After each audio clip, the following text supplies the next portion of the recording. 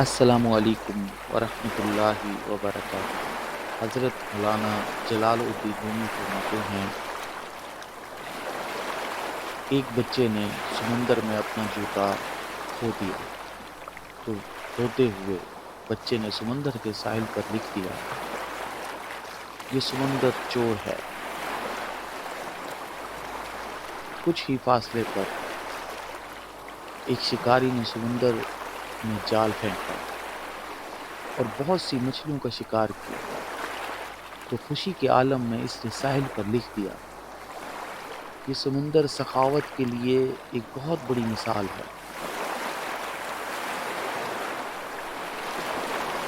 ایک غوطہ خور نے سمندر میں غوطہ لگایا اور وہ اس کا آخری غوطہ ثابت ہوا، یعنی وہ مر گیا سمندر میں ہی۔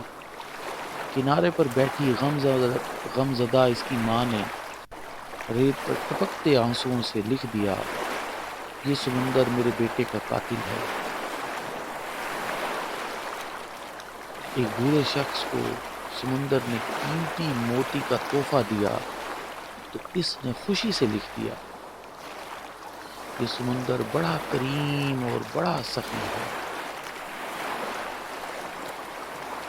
پھر ایک بہت بڑی لہر آئی، اس نے سب لکھا ہوا مٹا دیا۔ یعنی جن جن لوگوں نے اس سمندر کے تاثرات لکھے تھے وہ ایک بہت بڑی لہر نے مٹا دیا۔ لوگوں کی بات پر کان مت دھرو، ہر شخص وہ کہتا ہے جہاں سے وہ دیکھتا ہے، یعنی ہر شخص وہ بیان کرتا ہے جو اس کے ساتھ ہوا ہوتا ہے اور جو وہ اپنی آنکھوں سے دیکھ رہا ہوتا ہے۔ خطاؤں اور غلطیوں کو مٹا دو تاکہ دوستی اور بھائی چارگی چلتی رہے۔